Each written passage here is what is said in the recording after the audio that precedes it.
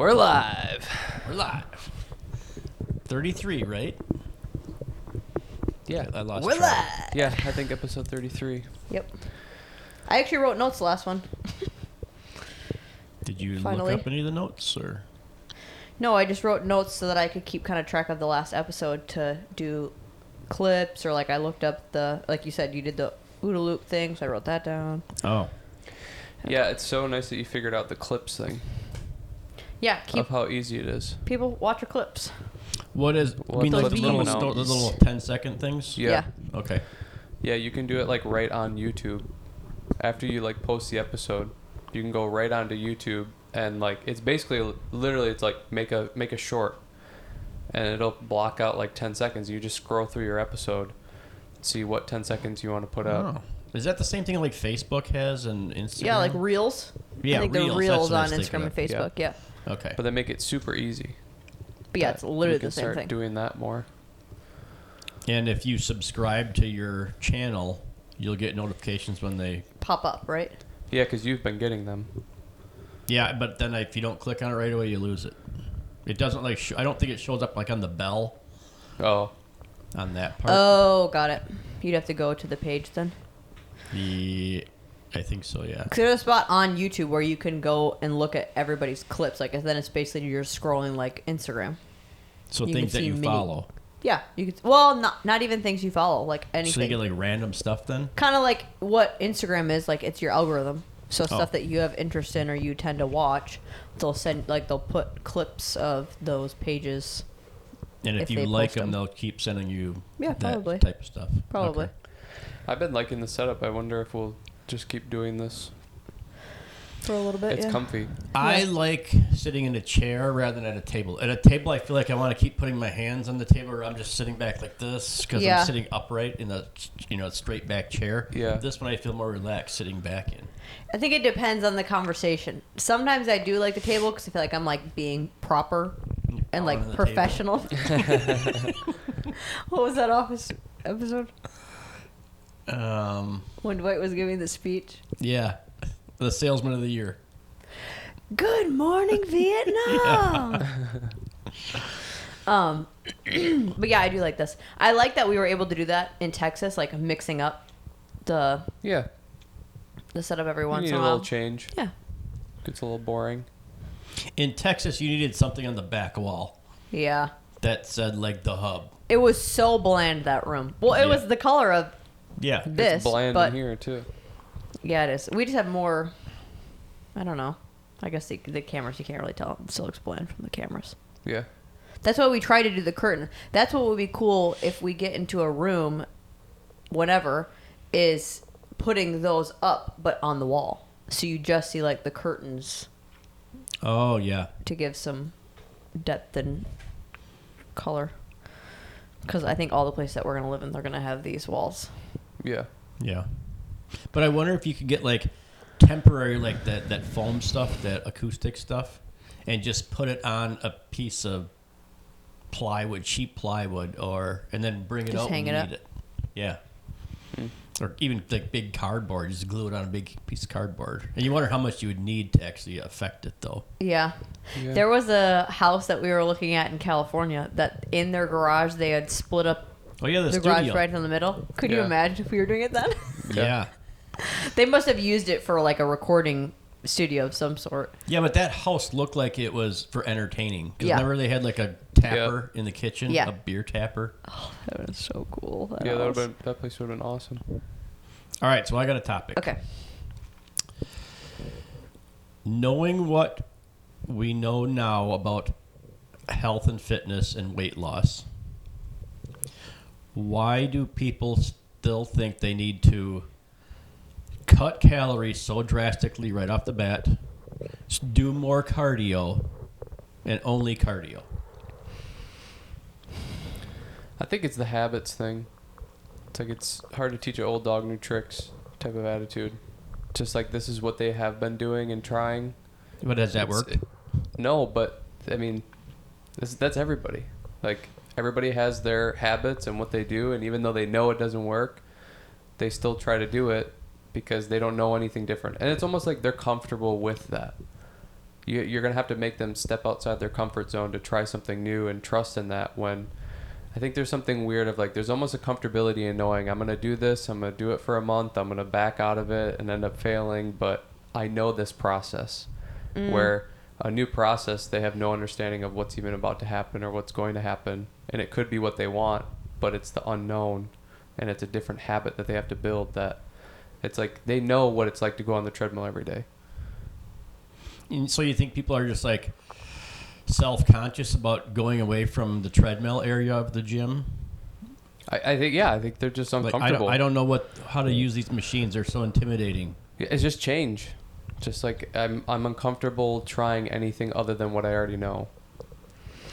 I think there's a part of that of they know it's going to eventually die out, but they know it'll work very briefly.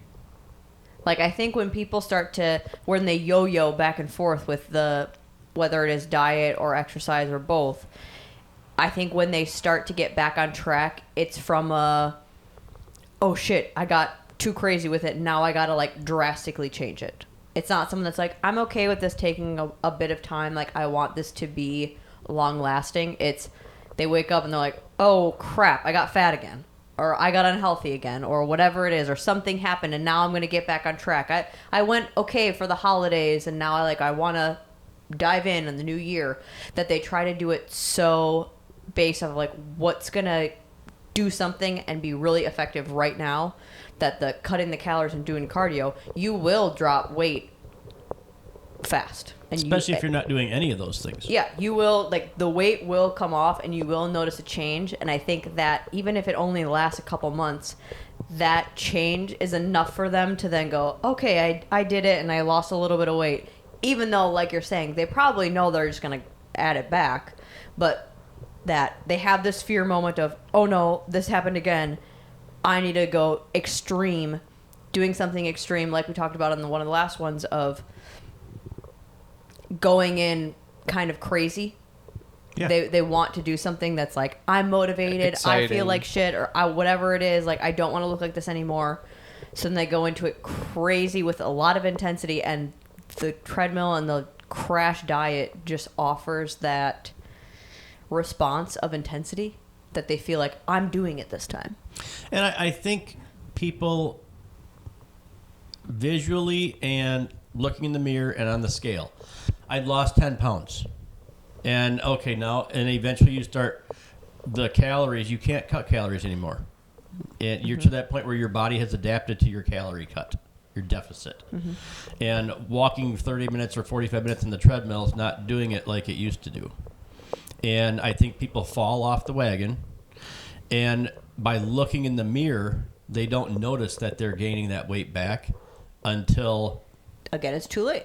Yeah. Or not too late, but because like you say, like you see somebody that you haven't seen for a long time. You're like, wow, you look A, better, or B, holy shit, what happened? Yeah, but, it's like, well, you showed me those pictures of me. Of what, 2 years, 3 years, and it was just like, wow, I had a huge gut, and I thought I was pretty damn good shape then. Yeah. But if you see yourself all the time in the mirror, getting out of the shower or whatever, you don't notice the small incremental change until somebody points it out to you. Well, and I think like when you're losing the weight or when you're putting in the effort to try to get rid of it, you're probably weighing yourself every day. So you see the incremental changes down, but then when you fall off the wagon, you're not weighing yourself on the way back up. No, because you don't want to know. You're right. So you avoid it, and then all of a sudden when you get that motivation back again, you go to do it, you step on the scale and you realize, I'm 10, 15 pounds heavier than I was before, and now I got to start this over again. I think too that just even simply people enjoy what they enjoy. So it's like they might like going on the treadmill or the elliptical, and they might like the process of cutting calories. That now trying to get somebody to do something different, it's like, well, I like doing those things. And if I wouldn't even be here if I wasn't going to do those things. Like I wouldn't come if I was going to have to lift weights or go on machines or anything like that. Like I would only come here if I could go on the treadmill. So I think it's simply just like trying to break people's what they like, even their habits and what they even want to do. Do you think you hear more from people, like just throughout the years? The people that are like, well, I am just going to come in, go on the cardio area. That's my zone. I never even go to the weights. And every time I come back to this crash course of diet and exercise to get myself back on track, they always go to that. Do you think we hear more people talk about, like, yeah, that's just what I like to do, and I know it's not going to last long, but, like, I'm okay with that? Or they're like, I don't know why I can't keep it off, or why I can't lose weight, or why I look like this, or why I feel like this? I feel like more recently it's the first. Like, people, I think the weightlifting thing has taken off more, and people are like, I know that maybe the cardio thing isn't what I'm supposed to do, but this is what I like to do, or what I am doing. And so I think more so now the first. I think before it was like, that's the way to get rid of weight, is to go do cardio and Sure. to cut a bunch of calories. And look at how gyms are set up. There's 50 treadmills and ellipticals. And, It's the grocery store. yeah, right. But the weights, the free weight area is like one little row, or Yeah. it's. But I think that's why I love Anytime Fitness. Like your Shout out Anytime Anytime Fitness, my Anytime Fitness at home. There's not a whole lot of cardio equipment there. No, And not really. my gym No. has like half the machines that you guys have here, or it's just a bigger area, maybe. Yeah, maybe. It does seem like there's less machines, but there's so, like you're saying, there's so much more free weights and barbells and squat racks, kettlebells, all that kind of stuff now compared to other gyms that, I don't know, it's just like Even mostly look like cardio. when you guys Yours first started especially. going to Jack. Yeah. There was that room with the treadmills and the ellipticals, and then there was that little area right next to it. That was your free weight / machine room. Mm-hmm. And then if you wanted to do legs, you had to go downstairs into the basement. In a tiny little room closed out of everything yeah, else. Right. It was dark in there, Yeah. and it was just like nobody ever did legs there. It was all upper body. Yeah. Yeah. I don't remember anybody squatting or deadlifting when it was down there. Well, and they'd like figure out a way to take stuff down there to still do upper body in the lower Yes. body room. Yes. It's like, oh, I know that nobody's down there, so I'll just take a set of dumbbells and go do my curls down there. There's still mirrors. Huge improvement when they took out the racquetball courts. Yeah. Even though I love to play racquetball in there, it was so much fun.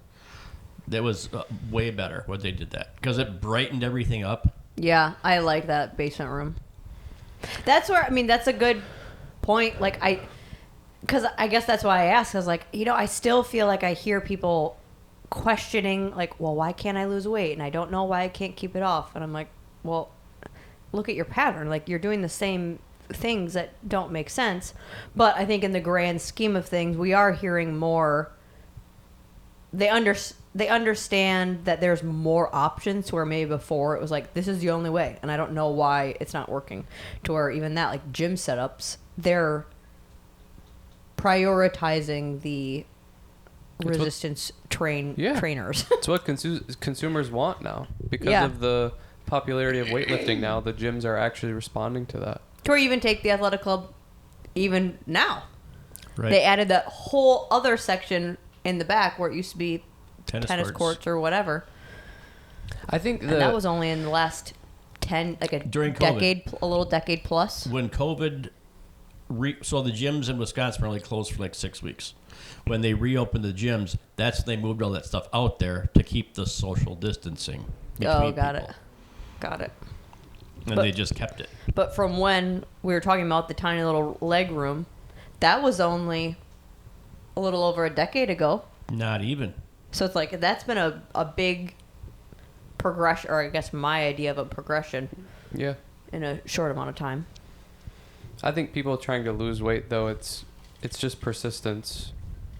In either way, you can do cardio and lose weight. You can do weights and lose weight. It's just sticking with it. People just want the quick results, and they want it to happen within 6 months. And it's like, that's just not going to happen that way. Do you think the stigma is still out there for women? I don't want to get bulky. Lifting Yes. weights will get me bulky. I think, yeah, probably still a little bit. There's still that fear. I think generally people know now. I think it's the same thing with the cardio conversation. Like, I know that weights won't make me bulky, but I'm just comfortable with this, and I know this, and I want to do this. it's the same thing when it comes to the bulkiness or losing weight. It's like you're just having to break somebody's habit that they've done for how long, and they just don't want to. They know this and they want to do this. So as a personal trainer, somebody coming to you for personal training, would you rather them have that attitude of, this is just what I've always done, is just hop in the treadmill and restricted calories? Or do you want somebody that's like, I have never been in a gym before? Never been in the gym before, for sure. Because you can mold them the way you want? Yeah, it's a blank slate. You don't have to break any habits. You're just starting from zero and starting a new one. Or somebody that's come in with already... It's like they have an agenda. I had people that, like, it wasn't even cardio. It was, they would come in and it's like they only know HIIT training and like doing HIIT training. So like we do a set and they're like, okay, what's next? I'm like, you're just taking a rest period. We got like a minute, just chill for a second. And they're like, well, no, I'm supposed to be doing something. I need to be burning calories. And it's like they've committed to the weightlifting thing and they like that and they think it works. But now it's like almost like a different issue.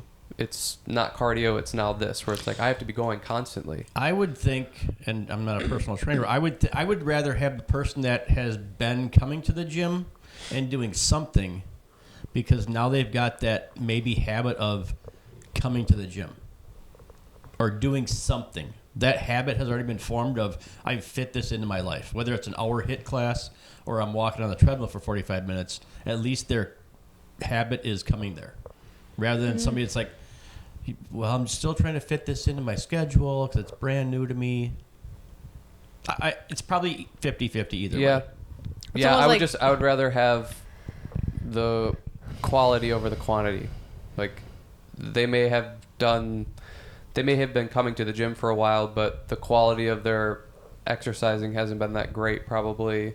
And now I have to break this habit of they're a cardio bunny and they only want to do that. They only want to do weights if we're doing it super fast paced because they want to feel that, again, the comfortability of, I know what it's like to feel the cardio happening.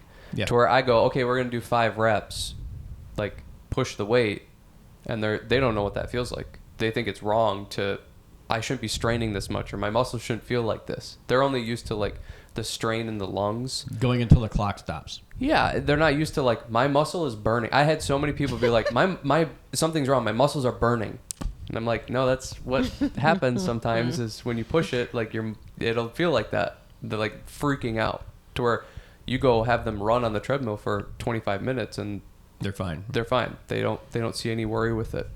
I would rather have the person come blank slate and deal with them coming and just trying to figure out how to get them to be there, because again, it's just like we're creating a new habit rather than I got to break this old one and then start a new one. Because there's also the people that come in with that habit already set in stone and they think they know what's what. So now I have to be debating you and like having these conversations about, no, that's actually not what we should be doing or what you should be doing. And now they're coming, well, I heard this and I heard that. It's like, okay, yes, but here's why we're doing it this way. And you're having to explain everything to where somebody coming in is like, I've never lifted a weight. I've never ran. I've never done anything. What do I do? You're basically just laying the floor for them what to do. And they go, okay, cool. We'll do that. It's almost like you have to build a habit either way. So it's like, at least with one, you can just start from ground zero, and it's easier to convince someone of a positive, like, look at all the progress that you're making, or coming in half the time that you are scheduled to is still better than none at all, versus every single time they come in, you're fighting with your client.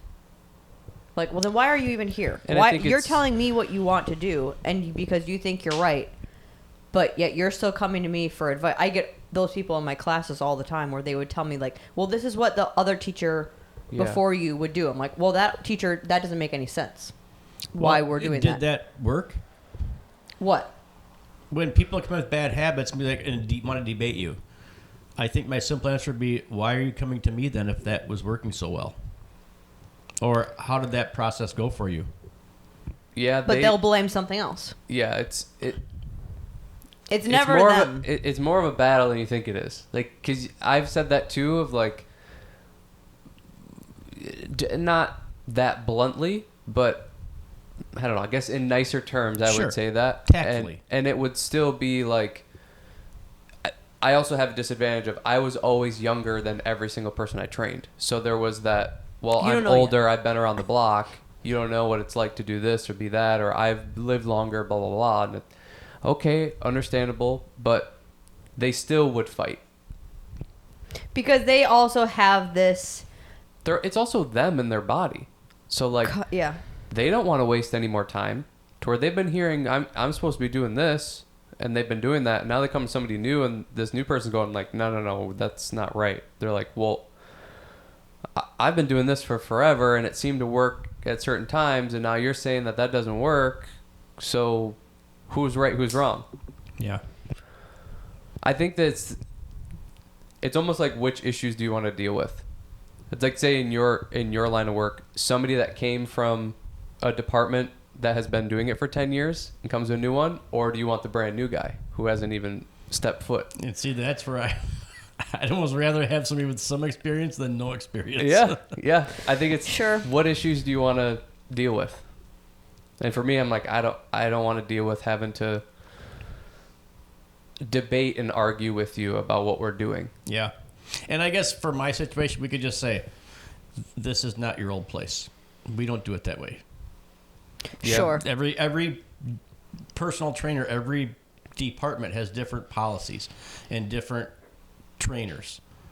You know, even within the same fitness place. This is not HIIT class. We're not doing HIIT class now. And I would say that sort of thing of like, that's what you've done. This is what I've learned to be the best way.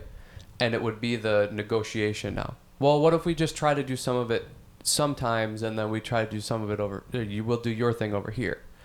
It's like, well, now we don't really have a formulated plan to get you to where you want to go, because we're bouncing back and forth between these two ideologies. Well, Yeah. and when I would get that with my classes, because I would also have people coming in, like, they would do all of the spin classes or all of these kickboxing, blah, blah, blah classes, the work with the kick, what are they called? Boot camp classes.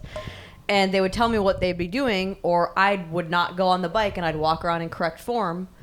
And they're like, well, I just like doing it this way, and this is what the other teacher. But then after class, be like, hey, do you know any things like, you know, my hips are always hurting or my knees are always hurting. It's like, well, remember that correction that I gave you earlier in class? Like, it's from that.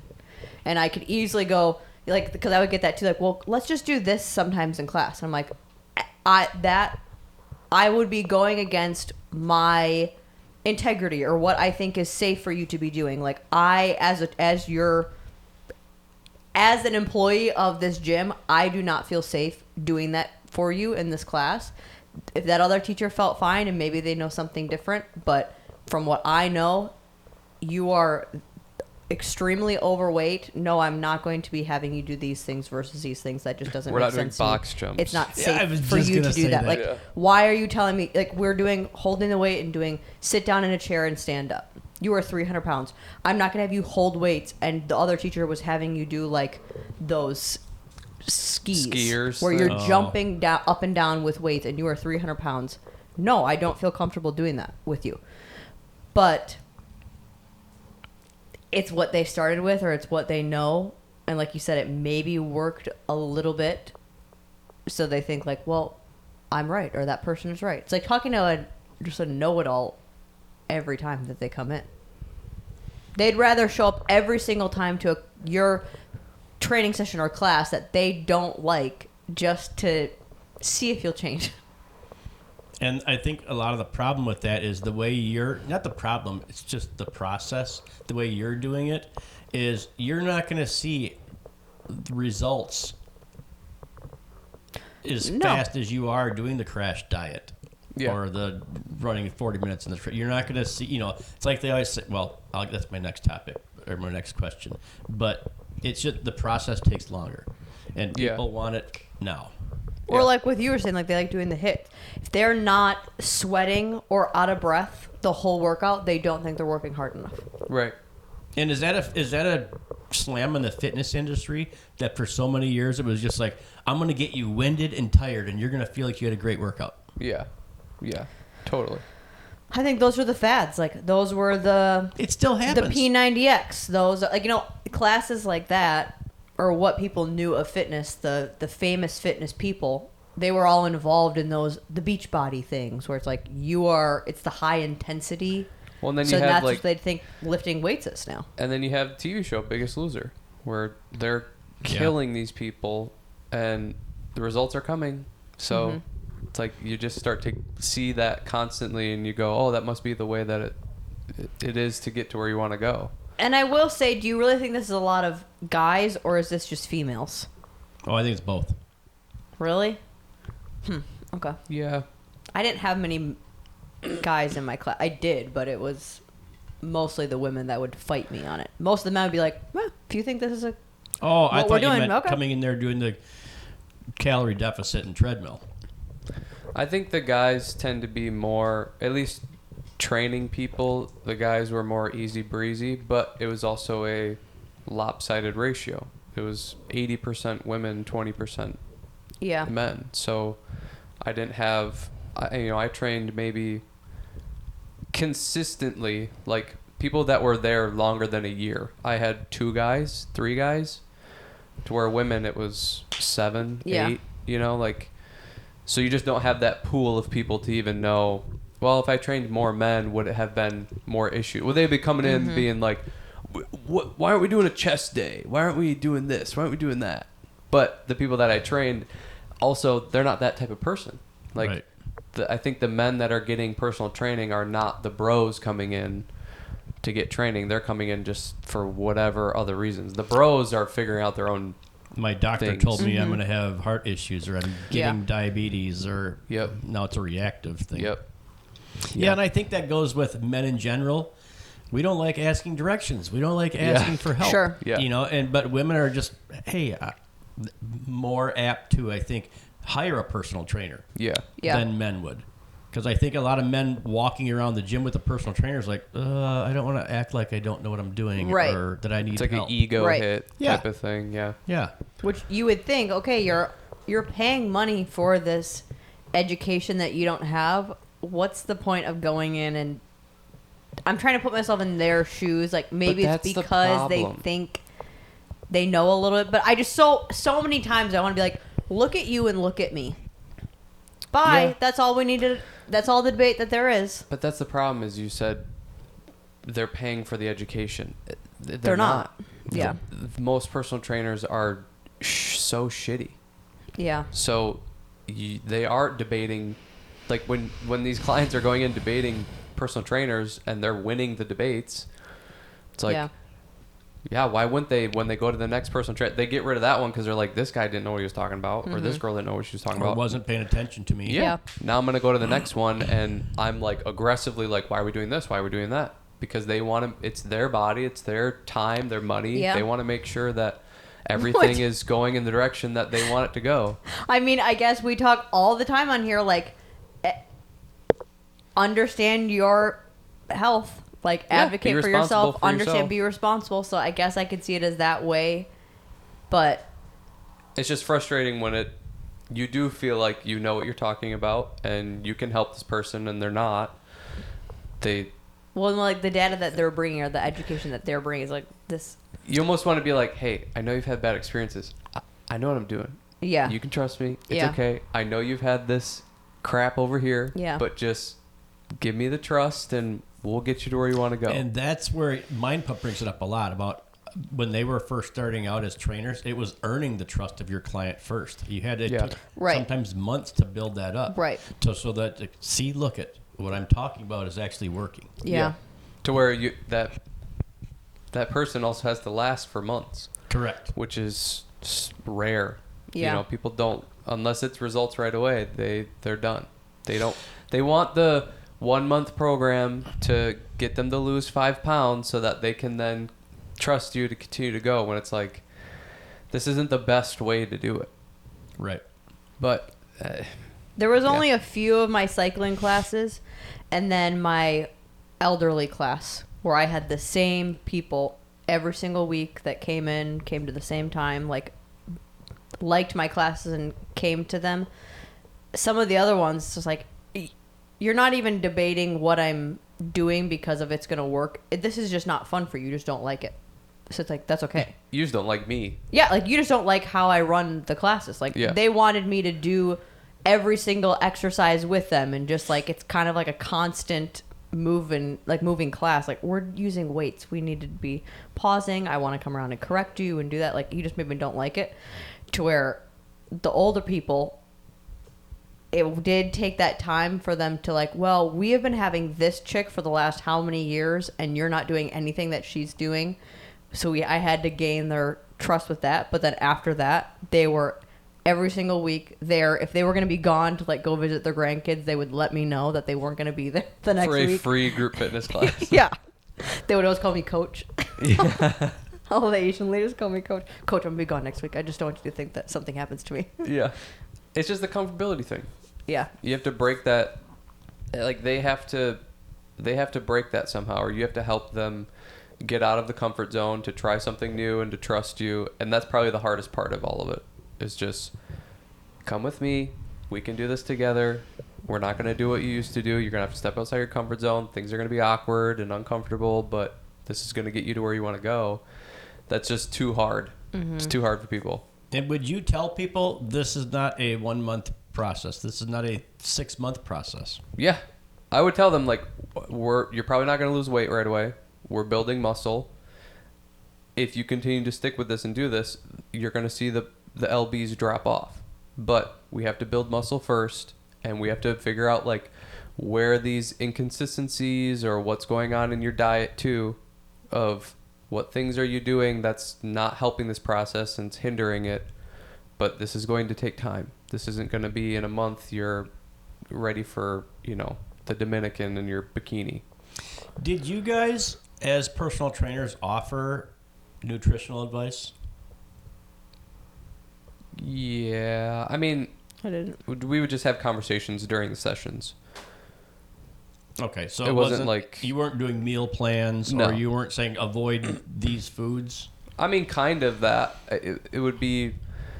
We would just talk about what they're eating and what their regular is and just try to make that better, basically. You're technically not allowed to. Unless you have the certificate. Yeah. I mean, if people come to you on the side and whatever, like, I get people that would just ask me, like, what do you eat? So I would just tell them what I eat, but... I don't think you're technically allowed... I mean, I guess I don't really... You can't if you work for a gym. Yeah. They don't want you to be doing that or even, like, selling that. But I think you can have conversations and nobody's going to have a problem with it. No, right, you yeah. know? I mean, they're coming to you for life advice. I don't have a degree in psychology, but yeah. I have to talk to you like 21. I'm a therapist. Yeah. Like, so I don't know. I wasn't like selling meal plans or like making things more expensive for nutritional advice or building that into payments or anything. It was just like, this is a part of you becoming healthy. Same thing, we're talking about sleep. I'm not a sleep doctor, but we got to talk about sleep. Got to talk about all of the things that relate to health. So if somebody would ask you, you would tell them? Yeah. Okay. Yeah. Did you ever have someone come in, because I can only think of one person for me, where they, like, from the jump, they're like, you say anything, I will believe you and I will do it. Like, they're like, I don't know anything and I have no interest in learning. Like, your word is Bible. Not like that. I had their attitude kind of present that or show that. Okay. But not somebody be like, I'm a sponge. Yeah, they weren't coming in like, whatever you say to do, I'm going to do it. Sure. But their actions would show that? Yeah, totally. I only had one person that I can remember like that. She would come in and she'd have like the stomach thing on, and she was overweight. I was like, I was just kind of giving her what I knew about it. Like, I don't really think that helps, and I also think it's hindering your ability to, learn how to stand, like, posture on your own. She like threw it away. And she was like drinking this juice, and I was like, have you ever thought of like switching for tea? Because I'm reading the packaging of it, like, does have a lot of sugar. Dumped it out and never took it again. Next time she had green tea that she came into class, she's like, I switched. I threw the box away. I was like, that's awesome. All right. I had a couple people like that, and I think it was they had never had a personal trainer. Sure. So it was like their first introduction to somebody coaching them or teaching them about this stuff. So it was like, oh, okay, you're saying this, we're gonna do that. Okay, cool. I had plenty of people that no debates about basically anything. It would be like we'd do something like, this kind of hurt, or this did this, or maybe it was the next time they came in, they're like, we did those the other day, and I was like, my back was so sore or like hurting or whatever. It's like, okay, we'll figure that out and see if we can find a postural thing that works better for you or whatever. But there's so many people that were just like, yeah, you say do this, okay, we're doing this. That's probably the best. If I could have only those people all the time, I would be a personal trainer still. But Yeah. the problem is that's 3 out of the 10. Right. The other 7 are, why are we doing this? I don't want to do that today. My legs are still sore, or this or that. It's like, You would be great with like a 6th grade gym class. yeah, that's why I like the Yeah. studio that we're teaching at now. The Yeah, like right. middle school-ish age, they are still like, they're at the age where they want to do stuff and they have the excitement for it. And that's so fun. In that same class, there's high schoolers and they're past it. It's like, I don't want to do anything anymore. I don't want to put any Everything's effort. difficult. This like drastic cut in the middle of the class of like these kids and these kids.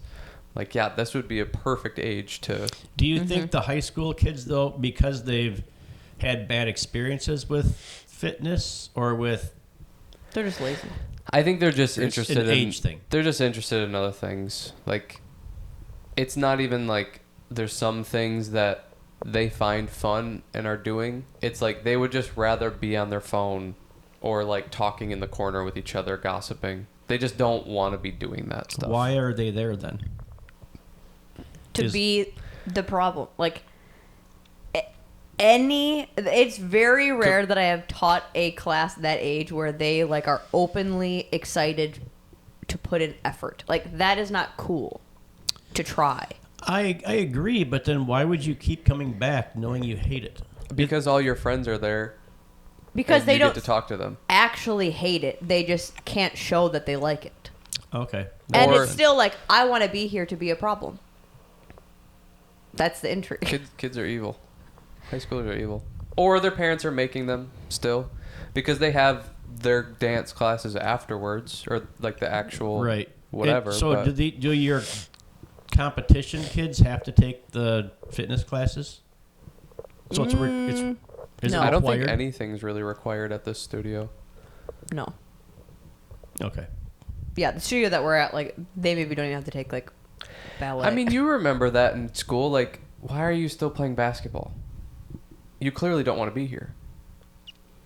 Yeah, but that was probably 8th grade, between 8th grade and 9th grade, when the kids that didn't really want it or were only there because it was your friends were there, they dropped out. Like I said, when it came to making the team, when they had cuts, that's no, because we're just like, I know I'm not making it, so I'm not even going to try. See, I had seniors that were still at like doing football or doing track, and you're like, why are you here? Why do you don't want to do that? They're bitching about every workout, bitching about every single little thing. But those are no-cut sports. They didn't have to make a team. They could be practice dummies for the whole season and never touch the field. But that's just like, why are you here? Yeah. Like, they don't have to, like, there's That's no what I'm barrier like, to entry. It's the same thing. Like, it doesn't make sense why you're here. Why you don't want to be here? You could leave. You could quit. You could be done. Could have not signed up. But for some reason, and I think it's like you said, there's some of it where it's like they just want to be a problem. They got nothing better to do. Maybe some of their friends are doing it, so they're doing it for that reason, and they're there for that reason. But they just kind of want to be shitty. Them going there and putting in basically no effort and complaining about it. It's like, but I'm still here being a presence in class. And I get the not wanting to miss out on the conversations the rest of your friends are having at dance class. Yeah. Or, not just being around my friends, missing out on that. It's just when all of them are like that. It's like, well, all 5 of you leave then.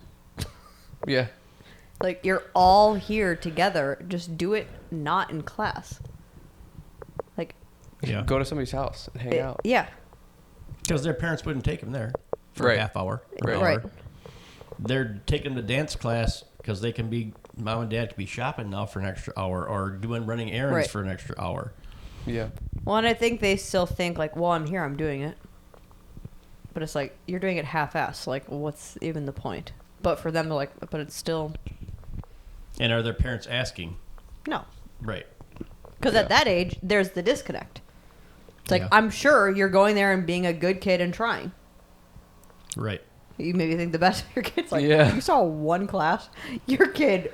And maybe it wouldn't, though. Maybe they'd be like, yeah, this is just... Oh, they defend This their is kid. fine. Yeah. I They was had a like, long like- week. Well, they're like this every week, so I don't know what. So, question number 2. Based off of question 1, why do people still do dumb things that are not permanent? They're a temporary fix.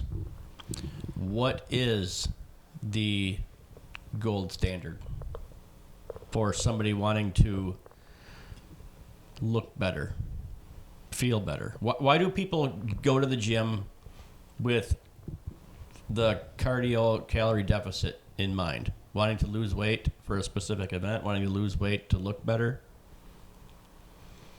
I think there's too much information that people are just duped. No, I want, like, how, if I'm coming to you saying, Cheney, I want to lose 20 pounds. She's like, what's the protocol? Yep. Oh, what's the protocol? What's the right way to do it? It's so individual for each person. Watch Because the last episode. I think you have to take into consideration what type of exercise are you going to do for the next year? Are you going to go in and lift weights? Are you going to go in and do cardio? Are you going to do both? Are you only going to do yoga?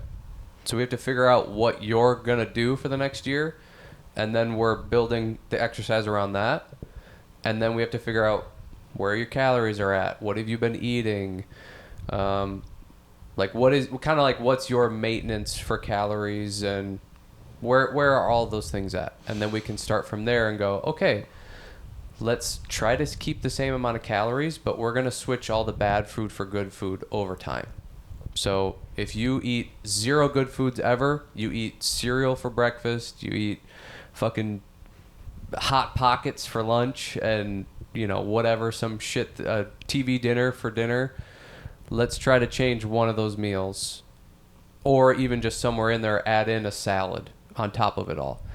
Keep the calories the same, close to the same, and just start switching out the bad for the good.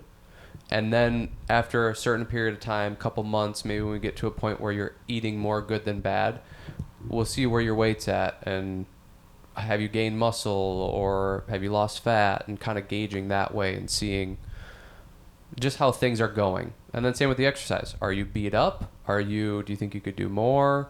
Are you willing to try something new? Are you not exercising at all, and we need to start to implement that? It's not as simple then. What you're saying is doing a 30-minute or 30-second infomercial of buy my program. No. No. Okay. No. Yeah, it's... If you had a 30-second infomercial to sell your product of transform your life, would it be more nutritional heavy? Yeah. Okay. Yeah. It would go- Nutritional for sure. Hi, I'm Courtney, and this... Just go to a full spiel. Yeah, it would be more nutritional. You can lose weight without exercising. You can't really lose much weight without the diet part. You'll lose some weight, but you're gonna cut off pretty quick, and then you're not recovering, or you're not fueling the body enough to continue the exercises that you're doing. That's just like, what's the point? So sitting in your chair with one of those little pedal devices is gonna cut it. Hey, if that's all you're willing to do, we can work with that. Because I think that's why all these companies like the Golo and the Jenny Craig, the Nutrisystem, are so enticing and they make so much money, is because they are changing the way you're eating, and it's not whole unprocessed foods. We know that, but I think people see the results and then they just buy into it. And though we're living in a society of convenience. Yes. Those are those are convenience products. They're prepackaged meals that's the struggle with nutrition for people. It's it's not triggering your brain to want to eat more, so it's not hitting the what does Joe always say? Mouth pleasure. The mouth pleasure. You're not getting that. But I think for a larger percentage of why it doesn't work is it's hard to cook your meals. It's hard to know. Well, I shouldn't say it's not hard to know, but it's like you have to put in more effort to For sure. cut up your vegetables, to know what fruit to get, to prepare it, to then cook it, and what goes together, and da da da da. Like that is just a little bit harder to do than, oh, I just rip the plastic off the top of this thing and put it in the microwave. It might not taste as good. It might not have everything that I like, but it's at least convenient. Do you think that is comparable to the person that goes into the gym and only does the treadmill because that's what they know how to do? Do you think the food, the not having the knowledge of food, is comparable to the person on not having the knowledge of what to do in a gym when they go there?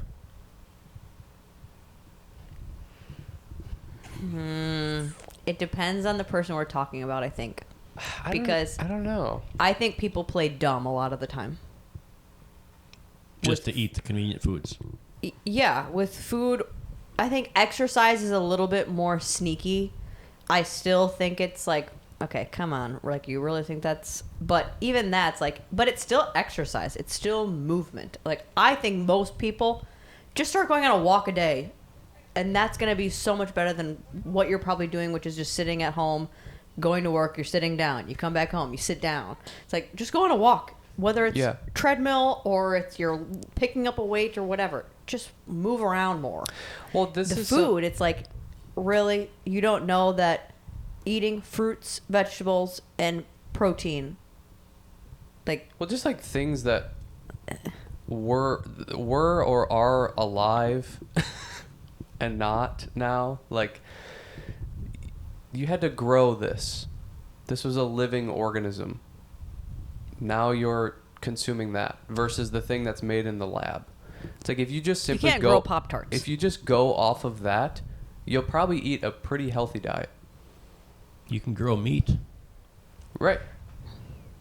So well, not in the lab. You can too now, but the let's not talk stuff about that's that. not made in the lab. That's what I'm saying. You can have meat grown in a lab. I guess. And there's a big craze for maybe not so much anymore, but that's where again the it's old we know ways, not the new Beyond Meat burger or lab grown meat thing. Like, this was raised and slaughtered, or this was grown in a garden. Eat these things, and not the things that, like you said, a Pop-Tart that's constructed and has almost no real ingredient in it besides maybe flour. And that was one of the biggest things with me changing my diet was like my fridge is always like empty because I eat foods that go bad rather quickly. Yeah. So Yeah. I'm at Woodman's or Walmart grocery shopping 2-3 times a week. right. Because my food just doesn't last. I mean, I could freeze it, but then I got to thaw it out, and that's a big pain in the ass, so I don't do that. But How many people you know? Like, growing up, I always remember, like, the moms that would go to the grocery store, and I'm like, why are they taking 3 hours at the grocery store? Because they would be able to get food for 2 to 3 weeks. right. Yeah. It's like, well, what food are you getting that's lasting 2 to 3 weeks at a time? That's where I go, it depends on who we're talking about. I think if you're talking about us, and we're probably to the level where we're getting more into the nitty-gritty of, okay, well, this food is maybe upsetting my stomach more than this one, or I can maybe see where, like, my skin is looking bad, or my sleep is getting worse, or, like, I can tell the inflammation, I'm getting sore in my workouts. Now we need to look maybe deeper into what we're eating. Again, talking about, like, the macronutrients and micronutrients, like, what's the profiles of what we're eating. I think majority of the population, that's next step. Like, don't even worry about that. That's where they go, food is too difficult and it's hard to know everything. Like, you're not even to that point anyways. Just drink another glass of water in the day. Eat a little bit more protein. Eat a fruit. Eat a vegetable. Like, most people aren't doing that. I can't fall for the, like, it's just too difficult, or I don't know what to eat, or why this. It's like, yes, you do. Yeah, you're it's just common not. sense. Yeah. You know what I learned on one of the podcasts I was listening to of how weight is lost? It's through... Yes. How do you think weight is lost? Like, how does somebody go from 300 pounds to 200? Like, what happens with literally, the weight? where does that weight go? Well, I think for me it was through elimination of sugar. No, but like literally, like where does the weight go? How does it exit your body? How does it, like the cells shrink up? It's through breathing, through respiration. You breathe out your fat, What? basically. Yeah. It's through your respiration. So you're breathing in oxygen, O2. O2. It's converted into carbon dioxide, CO2. So you're literally expelling carbon. You're getting rid of more than what you brought in. That's a very layman's term to explain it, but it's literally through respiration. So if you want to try to lose more weight, literally just breathe more. Well, how do you breathe more? You do more movement and more exercise. Mm-hmm. And he gave the example too of like, you could sit here and start breathing a lot, but that's not going to last long. You're just hyperventilating, and then like you're either going to pass out or whatever, to where it's like that kind of medium. How do I expel as much carbon as possible over periods of time? It's kind of this moderate area where I have a little bit increase of breath. So maybe it's on a walk or a light jog or weightlifting or whatever. You're just getting rid of more carbon as you're breathing, to where you look at everybody who's overweight or too much weight, they're just not doing anything. They're not breathing a lot. They're just sitting there, no increase of breath. It's very like mellow, nothing's happening, to where literally just get out and start doing more to breathe more. So if somebody was fresh into the fitness, well, I want to lose weight, they would be better off jogging rather than walking. Well, but you have to consider... That's where you go back to the behavior.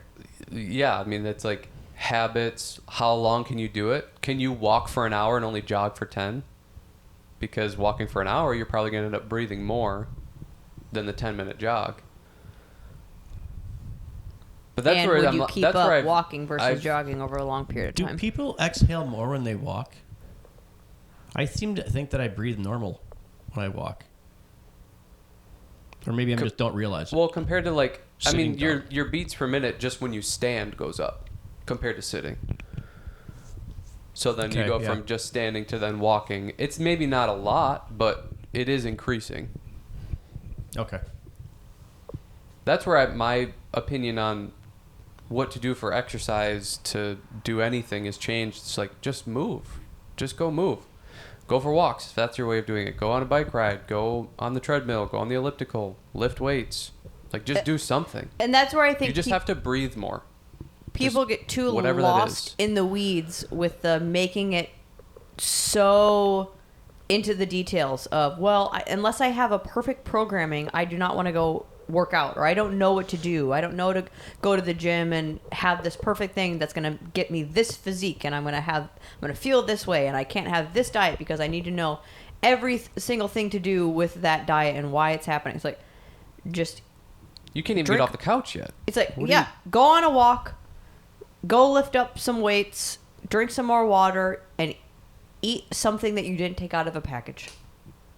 And you're probably going to be on a great track. It's kind of like the Dave Ramsey thing of, you're going to go through this whole formula and protocol of what the best way to get rid of debt is according to the steps, the charts and all this type of stuff. But it literally just comes down to behavior.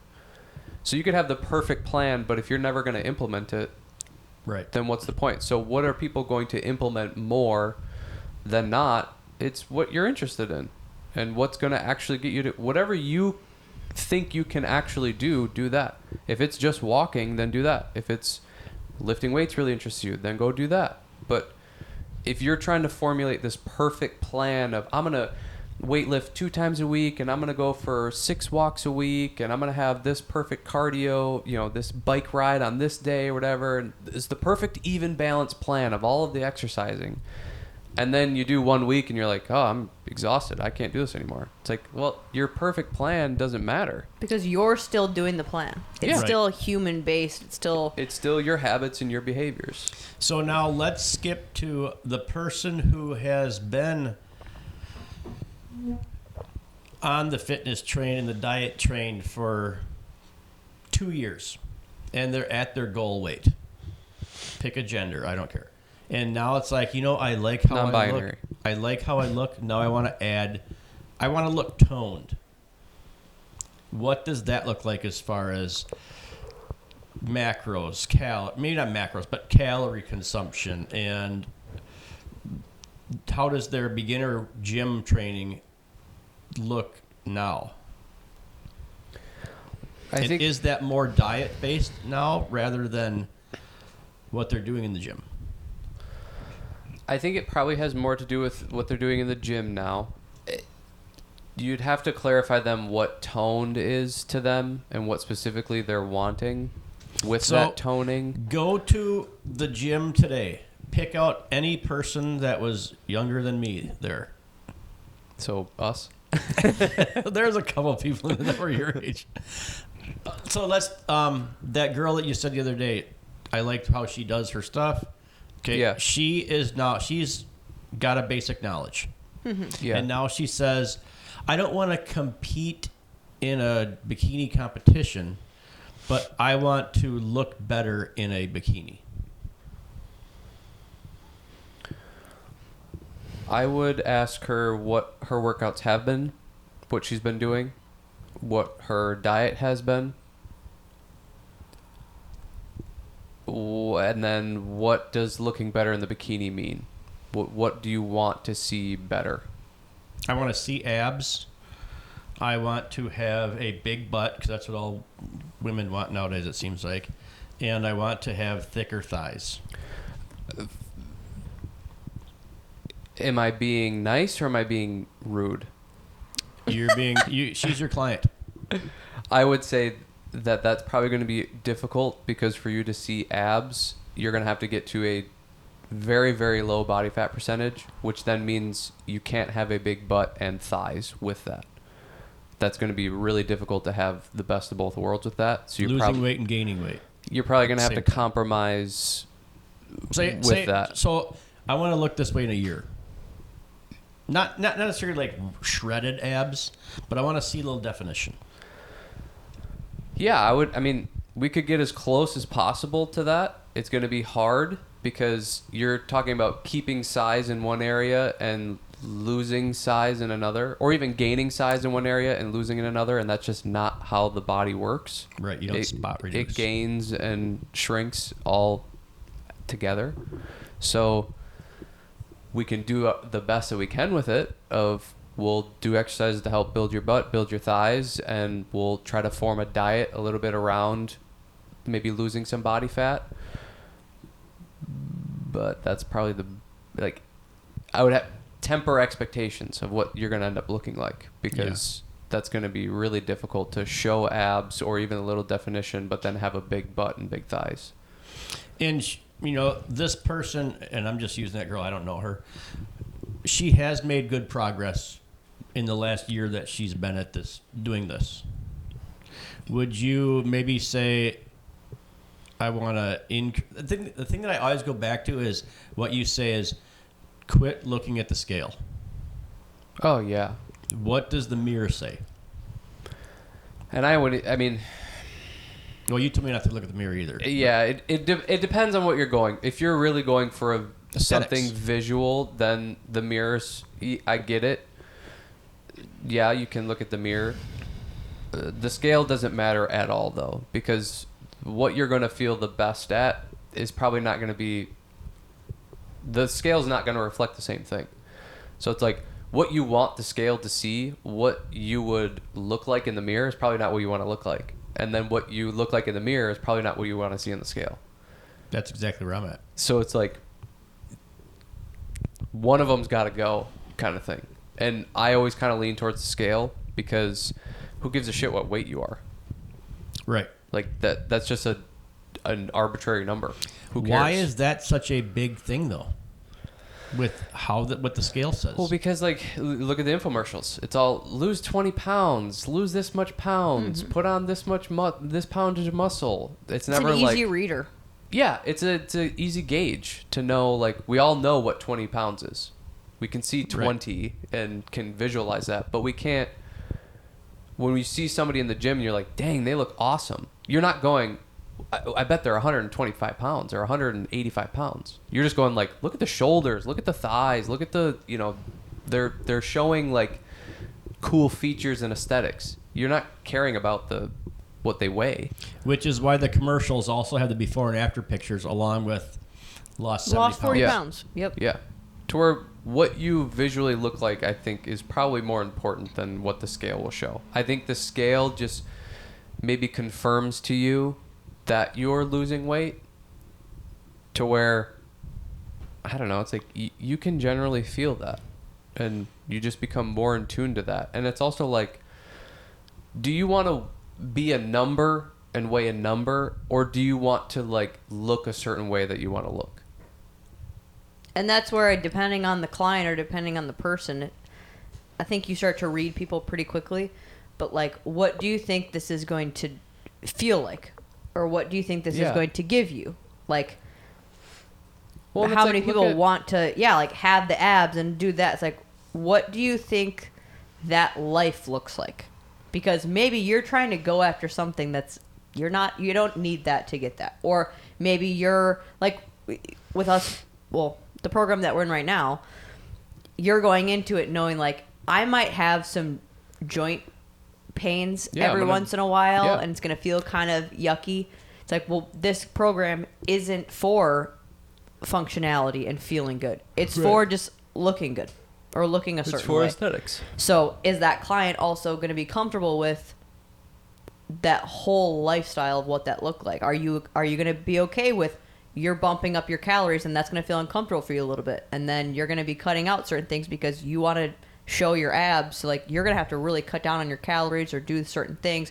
You want your butt and legs to get bigger? Are you ready to do heavy squats and deadlifts? Like, are you okay with what that whole thing looks like? Because maybe there's like, well, I think this is what it'll feel like if I have this. Kind of needing to understand too, like what are their motives with it. And being able to explain the reality of that situation for them. Like, this is what's going to come with it or happen. Or like the abs and the butt things, like that's probably not going to happen. So you need to set the expectations clean and try to have them understand, like, this is what's going to come with it if you want to do this. Because I think people think, like, I'm going to just, I want to have it all. Right. I want to have, the abs, the butt. I want to be 125 pounds. And it's like, I want to be, 8% body fat. It's like, okay, well, do you want kids in the future? Because that's going to be tough at 8%. Like, do you work out at all right now? Like, are you willing to even jump into this? Yeah, But he's saying like 2 years in. Yeah. To like being consistent. You've had the client for 2 years. They're coming to you regularly. They're doing the workouts. They're doing the eating. Like, they're not being assholes about it. But they are maybe wanting to do a more goal focused thing versus like this is just day-to-day maintenance. They're wanting to do something a little bit more specialized. Yeah, a little bit more leveled up. And I think I know what you're going to say because I've already asked you this several times. But like for me, I use the mirror to see how I look, and I use the scale to see. I want to keep the way I look, but I want to increase my weight. But not necessarily want to increase my weight, but I know if the scale keeps going up, I'm putting on muscle. No. But you don't know that. That's why the scale is a trick. Yeah. But if I'm looking the same, generally, But that's like Body your fat? eyes are deceiving. yeah, true. Like you can, I don't know. Like you can easily trick yourself. It's the same reason that people that always like are down on themselves with self-image, they're always gonna think that they look the way that they don't want. If that makes sense. Like it's the same Sure. way that you can gain 20 pounds and you're like, how did that happen? Because you're doing it so small. Like you're doing it a pound a week. So it's like, yeah, you can put on 20 pounds before you even really realize. And then you look back at pictures, you're like, what the heck? How did I gain 20 pounds? It's like especially for you specifically, if we're talking about you and not just asking for this imaginary person. We already did that. That, like, you're also thinking of, I'm looking at myself in the mirror, but with how you see yourself, it's like through the funhouse mirrors. Like, there is always going to be a distortion. Yeah. You're always going to think you're smaller than you actually are. For sure. So, I think you also need to go into it with that mindset. Well, I think everybody has that too. But it's like they want, I don't like this about me, and I want to change that and make that better or bigger or smaller or whatever. And even when they succeed in that, it's still typically the same thing. To where I think I want bigger calves. I just want bigger calves, and then you actually get bigger calves, and you can measure it. And you see that, but then you're still looking at the mirror, and it's still the same. Well, I want them bigger still. It's like that I think just doesn't really go away. So that walks us into my next segment here, is body dysmorphia. Does everybody have it? Everybody that's No. involved in fitness. no. No. Really? No. Cheney doesn't. I don't have it. Yeah, The but only way that I think Cheney has it is Well, clearly after the last episode, I have advice dysmorphia. Yeah, that's what it is. That's what I was saying. I don't think anybody comes for you to advice. I think you look great. I just don't think you don't care. That's different. I don't think I. But like if your shoulders got bigger, you'd be able to go like, yeah, my shoulders got bigger. I'd probably go. I Like- think my shoulders might be bigger. You're not looking for a outcome at all. So it's like you're just kind of like, this is what I look like. What's your drive to go to the gym? It's fun for me. But if you don't think The whole thing. If you don't think do you feel like you're gaining anything out of it? Yeah.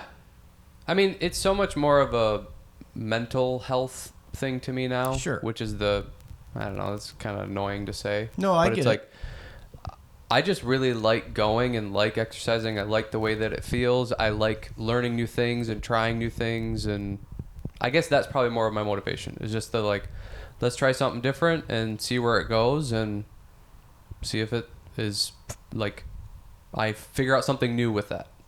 Kind of like the kettlebell program. So it's like, let's try this and see this. Haven't really done that full out before, and let's see where it goes. And it's like, okay, cool. We learned some new things, and now I can implement that and other stuff. And So it's seeking knowledge too. yeah, I think I care. It used to be about aesthetics and how I look. And then it was very quickly to like, well, I don't care about how I look. I want to perform a specific way. That's when you're doing the jiu-jitsu stuff. No, Or that's football. like when I first got into working out, it was like aesthetic. Okay, so people don't know. When was that? Like 8th grade. Okay. And then it was like very quickly, just with football and everything, it was like, who cares how I look? I want to perform. I want to be better and ahead of everybody. So then it was all about performance. And then it's been performance for forever. And then it's just kind of gone and like now I'm kind of into aesthetic. Now I'm into functionality. And now I think it's just in this area where like, I just want to learn new things and try new things all the time. To where like I'm going back to like, okay, let's see if I can put on some muscle and get bigger and gain some size, but do it in a different way than I've done it before. Do you... Go ahead. That's also what I was going to say about the girl from the gym is if she was coming to me saying that, that's what I would try to bring up what you're talking about of give her a more rational expectation of what's going to happen, but still bring the fun of like, okay, so now you want to zero in on a goal. Let's just go crazy with making your legs bigger and building muscle, because that's also going to help your overall tight look. But just kind of keep pushing the like, now we're just in the fun part. You have all the behaviors down. Now it's time to just like, let's mix and match this for the rest of time. You want to get really lean and have abs? Let's do that for a little bit. You want to get a big butt and get legs? Let's do that for a little bit. And just like, you can just kind of play now. You don't have to learn the behavior and the habit of going consistently and that's where changing fitness your gets whole fun. food and yeah. It's like what is? It's kind of just like a playground. Like how many different ways can I mess around with this? And Courtney, do you think you have body dysmorphia? 100%. Okay. Yeah, 100. And where do you think that was built? I at least recognize that though more than I did before. That's where COVID and then working out in the garage in Texas was so eye-opening for me, because I didn't have mirrors. I was just lifting to lift and to work out, and because it was this, I'm getting activity. I wasn't necessarily following programs that much. I was just going in to get movement for the day. That as soon as we went back to working out at a gym, my mindset switched again, where I'm looking in the mirror. I'm like, I don't like that. I don't like that. That looks gross. You got to fix that. That's going to be a problem later. You better work on that now. It's like that took no time at all to go right back into the criticism, even though I probably looked the exact same that I did the whole time working out, where I felt great about myself. It's like I didn't do anything different, but from just having to see everything, it's like, even if I looked at someone else that looked exactly like me, I'd be like, yeah, she looks great. But because whether you grow up with the criticism or you thinking you're small as you're growing up, or coach is telling you something or whatever, that's just embedded into you of like, yeah, but there's got to be something gross about you or something not correct that you can do more to make better. That's why I think you working out without mirrors would actually benefit you. Not even the mirrors or the scale. Because I think you'd tap into more of how it's feeling. Is that more of a perfectionist attitude where I don't like this, or I want bigger this, or I want smaller this? Versus what? Cheney. Or working out without mirrors. That body dysmorphia, do you think that's just kind of a perfectionist type attitude? No. It's coming I believe it's coming from a lack mindset. It's not I want to improve this. It's I feel less than. Yes, so I need to fix this. It's like, well, I have cellulite, so that's gross. So I better change that. Otherwise, I'm going to be walking on the beach and someone's going to say something about it, so I better not have that. Or unless I have abs at all times, like, that's going to be gross. Or then when I'm going to get pregnant, I'm not be able to lose weight because I don't have abs now. It's like none of it makes sense, but it's all coming from a space, I think, of lack and you're not good enough in certain areas. And is that learned, do you think? Based off of social media influencers? What you see on TV, maybe not so much anymore, what you see in stores for mannequins.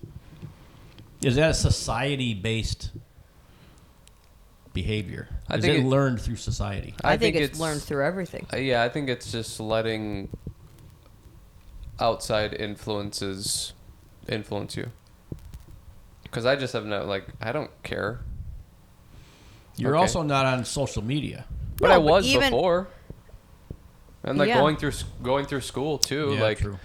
You know, like we talked about before of going to the gym in high school, and it's like a bunch of people are there, and then it's always like, why are you doing that? Why are you doing this? Oh, your legs aren't that. My legs are bigger than yours, and blah blah blah. It's like, yeah, I don't care. Cool, good for you. Great. Now what? Like, what does it matter? I'm not in competition with anybody. And I think that's the big thing where I think a lot of people compare themselves to other people that they see and maybe look up to, or maybe Sure. want to be like that. I want to have that guy's shoulders, or I want to have her big butt. Do you think did grandpa? Because I think your home situation, like your parents didn't really care. No, not at all. It was more about performance than anything. But when I started working out with Corey cared. Sure.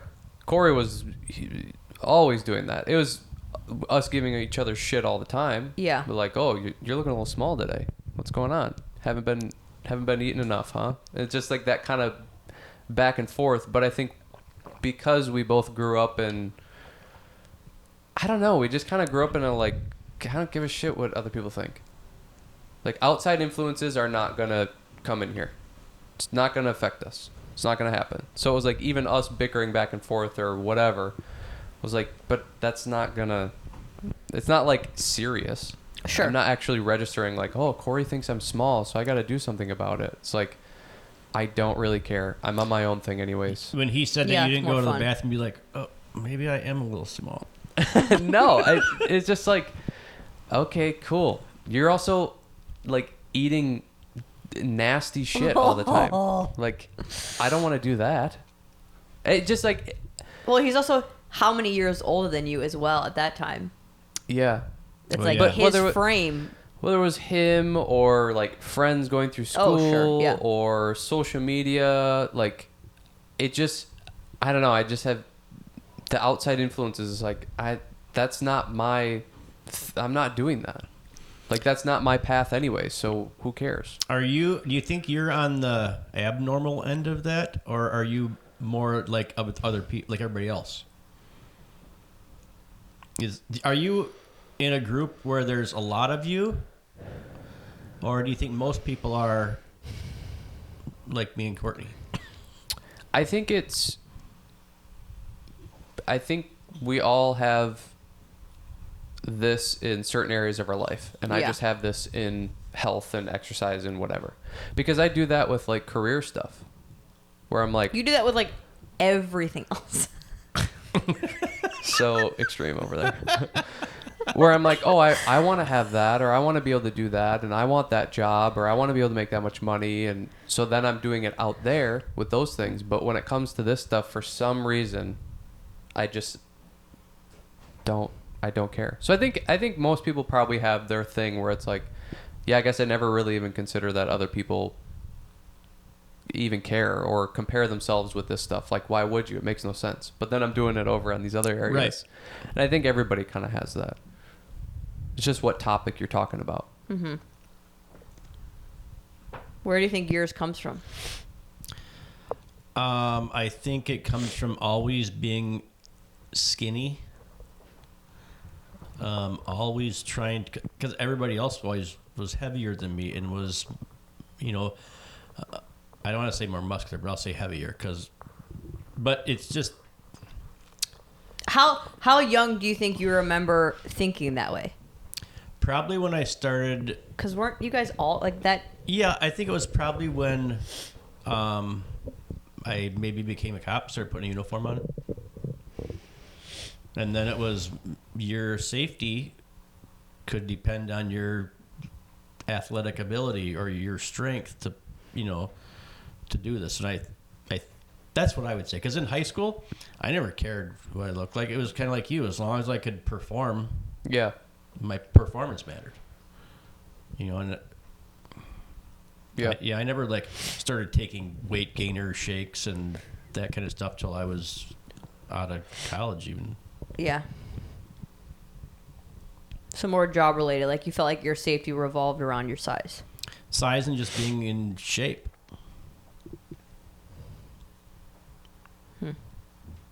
So then what do you think that has anything to do with now?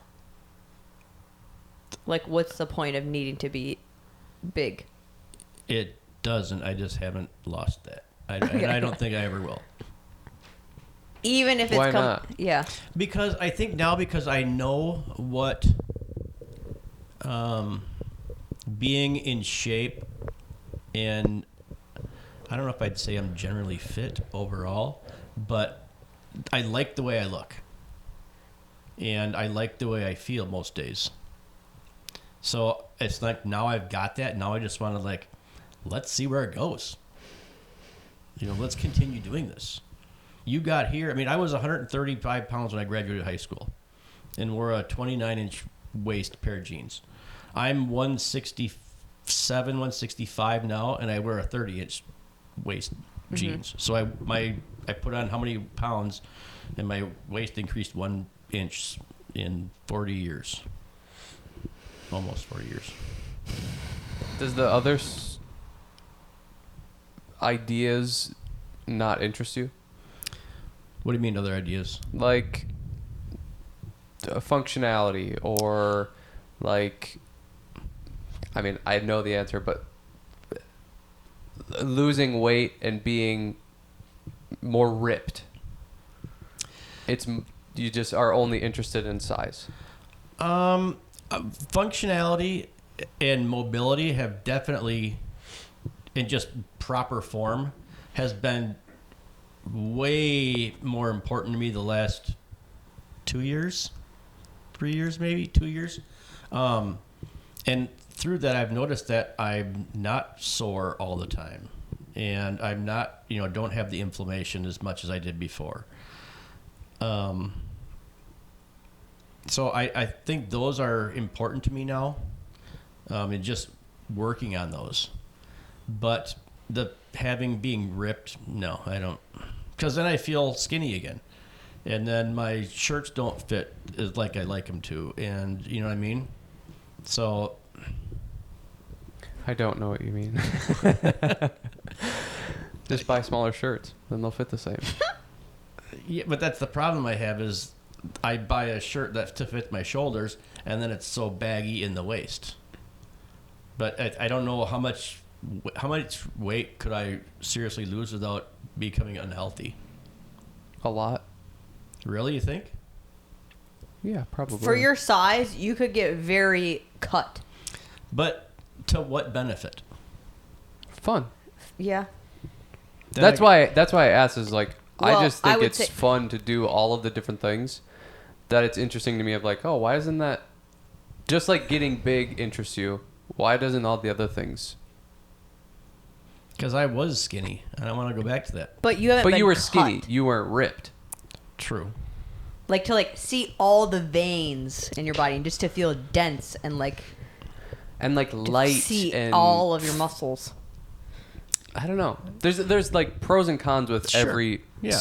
everything you're doing. It's like I love yoga for certain reasons and the way I feel when I do yoga for a long time. Same with like going and running all the time and feeling that, and that's like all of the things are fun to me that I don't know, I just have I would say fun and to mix it up to then like I like being skinnier and tighter and maybe losing some muscle, but just like feeling like I am able to move more. And the more that I mix up my programming, it seems like, oh, I'm dabbling in these other things. Over time, I've gotten to more of that. So I see like the big, like my legs naturally have gotten bigger and bulkier and more muscular from mixing it up. that's So it's kind of like I've gotten what I wanted because I'm changing it. Yeah. Yeah. that's how I'm going back to we're not even going back to, but just doing the like, oh, let's try to put on some size again, and just like I don't Because you've remember been so functional for I don't so long. remember all of the things that come with that, or like the things that I do remember. I'm like, yeah, it'd be fun to like just like feel big and dumb and whatever. It's like let's just see what that's like. Wait, again. so being big means dumb? Yeah, pretty much. Because you think of what you're doing to your body. Maybe not the smartest. No, I mean like it's Like, just what like are you're you chunky talking and big? luggy and whatever. Huh? But What are you talking as far as I want to get big? Like I don't know, just like do it for a while and see, just like 6 months, 3 months? no, probably. I mean, I would say probably longer than Okay. that, but I mean, yeah, at the least 6 months. Okay. I So it's think- not just a I think- program that you're running. No, I think much longer than that. But yeah, just I don't know, just to feel that again and have fun with it. It's like I haven't done it in so many years that I'm Decade. like, let's see what that is. See what that's like again. See, like, just have fun with that. Mm-hmm. And I think that's why I want to try the kettlebell workout. Yeah. I think that's going to be... It might not be fun. You might not enjoy it. But I think because you chase the image, I do think you'll see a difference. Just because it's such a different stimulus. Right. That it's kind of hard for your body to not alter a little bit. Well, yeah, the novelty. We talked about the novelty of just the new stimulus is now you're gonna be like a new lifter. Yeah. New exercises, like just everything being different, what you haven't been doing. Yeah, we talked about the lateral lunges. Yeah. How that was just like Game changer. yeah, but such a pain in the ass to start off I know. doing it. Yeah. Yeah, those are rough. But that's the same thing with all the new stuff. Like I think we're all, us three specifically, are in a sweet spot of things can be fun now. So it's like, kind of like, why not? Well, but I think that's where, going back to the dysmorphia thing of, we were talking about that at the gym today. It's like, I think when you're coming from that space of the lack and the fear, you don't allow yourself to have fun with it, because now the risk, like I said, like, why not? It's like, well, you'd probably say, well, what if I end up trying something and I get smaller? Right. Now it's not fun anymore. That's what happened last winter. Because you're eating. No, when Oh, I was because of here. mobility. I was working more on mobility, and I had shoulder issues going on. Yeah. And so I did a lot of the band stuff and the sets of 20. Yeah. Which I have never done sets of 20. Yeah. And then I lost weight. And it was, oh, God, I'm losing weight. And, like, this summer, you're just like, you have abs. I'm like, oh, shit. I think it's good advice for people that can't figure out how to, I don't know, like, kind of like we were talking about, of like having the perfect program and trying to put that together and whatever. It's like, even if, because you were kind of saying like, oh, we're in a sweet spot now, where it's like, well, even people who are just starting out can do that. Just like, Oh, sure. for yeah. a week, just run and do running, and then the Yeah, next week, true. like, just lift weights, and it's literally just move more, Yeah. and just constantly be moving. It doesn't matter what exercises you're doing. It's like, if your goal is to lose weight, though, just moving more is going to do that. And I think that's where majority of people are at. I think the minority of people is, I want to put on muscle and get bigger and put on weight. More people are just, I need to shed pounds. So it's like, literally just go move. It doesn't matter what you do. Mm-hmm.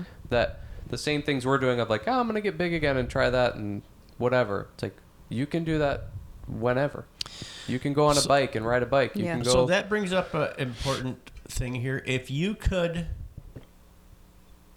go back into personal training at the place in LA where you had your own clients, you didn't work for LA Fitness, but it had to be something like that with adults. Yeah. Do you think you would rather,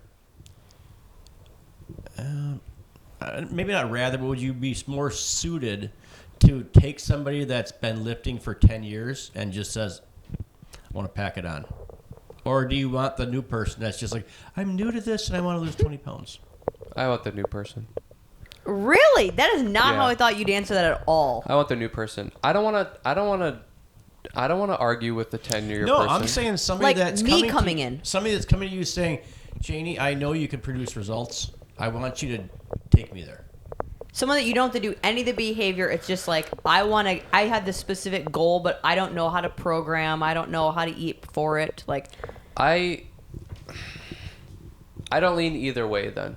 I think both would have its pros and both have its cons. Like, it'd be so fun to take the person that's been weightlifting for 10 years and like not have to go through the growing pains of everything, but then you're having to debate them more and you're having to deal with what their knowledge is, and there'd be fun in that, and then there'd also be frustration of that, because we can have higher level conversations, but then they have had their own path for 10 years that's going to be hard to Well, that's true. That's It's also like, going to be hard to have conversations with and about. Do you think that their level of knowledge or your level of knowledge would be so that they would debate you? well, do you do it? Beginners debate. People with zero debate. Yeah, I don't debate. I just It's like, okay, if you went to Cheney, that you're the client, yeah, and yeah. he went, this elbow pain of yours makes no sense. Or not that it doesn't make sense. You shouldn't What have you're it. doing is causing the elbow pain. We're going to cut your workouts in half. You're going to be switching up your workouts. You're not going to be doing the same exercises that you've been doing. Trust me. I did that last winter. With the mobility, yeah. But could you do it again? I thought about it Okay. until this thing healed up. I thought about it. Like I couldn't go like this Yeah. without crack, pop, and snap in my shoulder.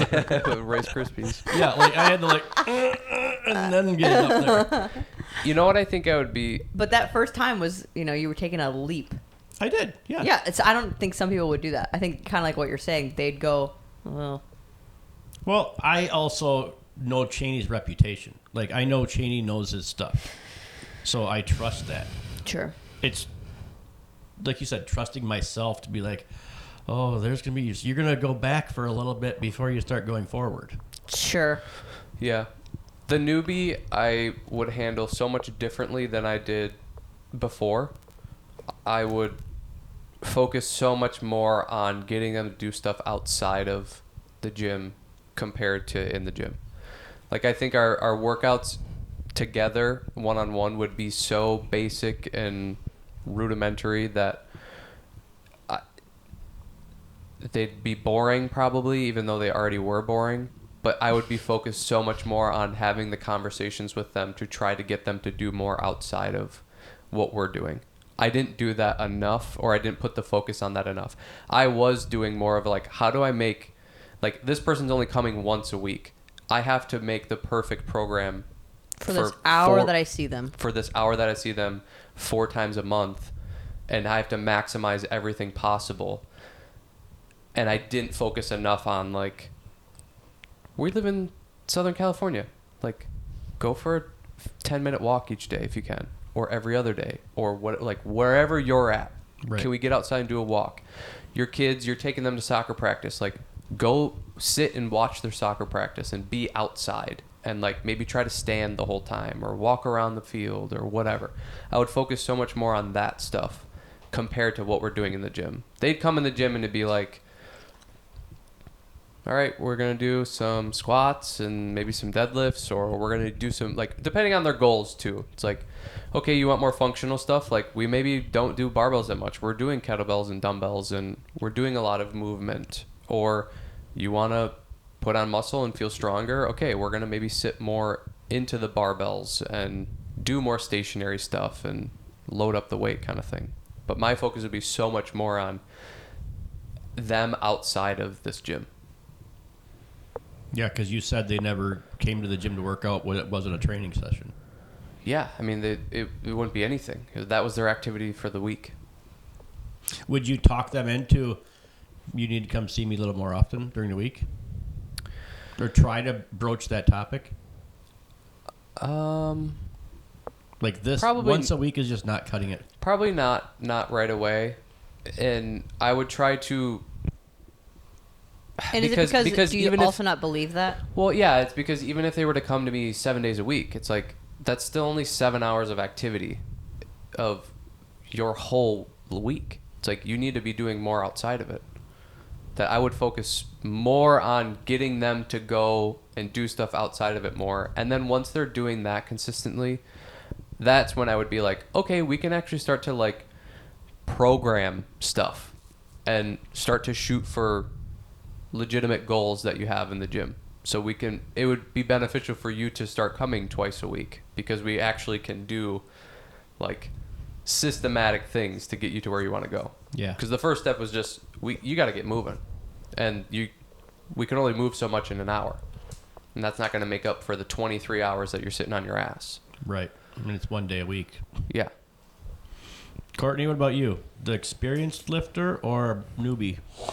I would like the newbie because I don't think I wouldn't trust my knowledge enough to, like, I would feel like I probably know just as much as that person coming in. So it's like, it maybe be fun just to, like, no, it wouldn't. I wouldn't like it because I'd rather just do it myself. It's more fun to experiment for me versus you want to have this goal. It's like, I'm just telling you stuff to do and you're probably going to do it.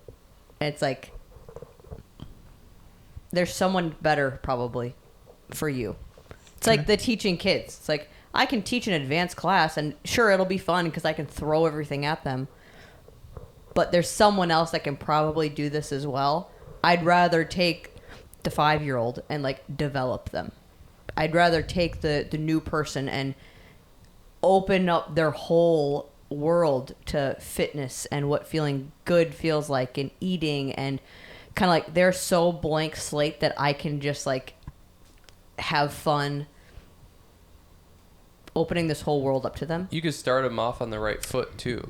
Yeah, and developing them from scratch. Yeah. Of doing those kinds of things, like having this be fun and learning what you like and what are your tendencies, what are your behavior patterns, how do we work with your day-to-day life outside of just this hour that you're with me to, like, make you a better person all around. I want your relationships to be better. I want your food, your relationship to food to be better. I want your activity level to be more involved in your lifestyle so that you stick with this.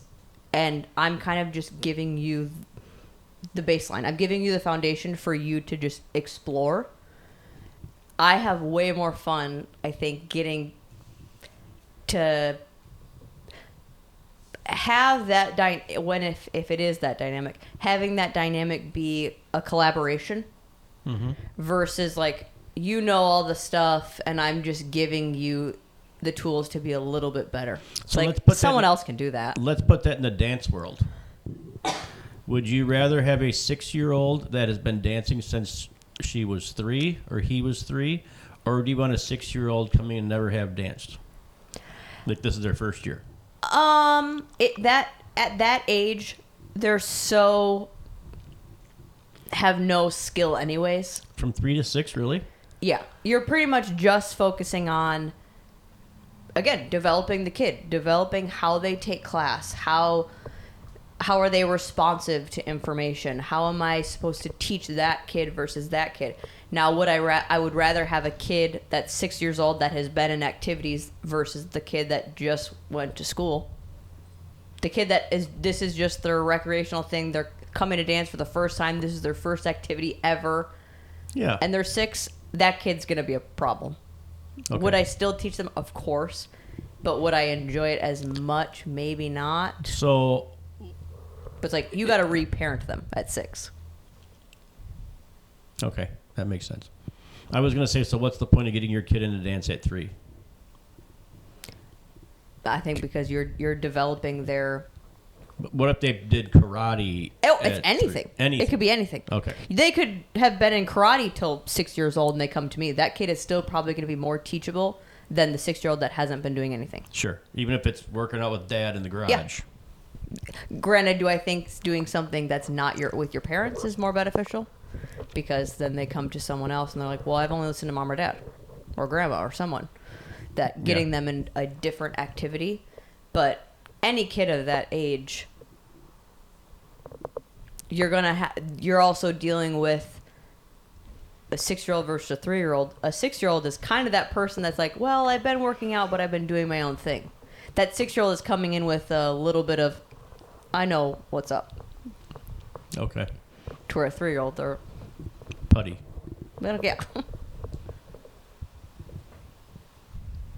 Episode over? Yeah. I think that's it. Complete. Cool. All See right, you later. See ya.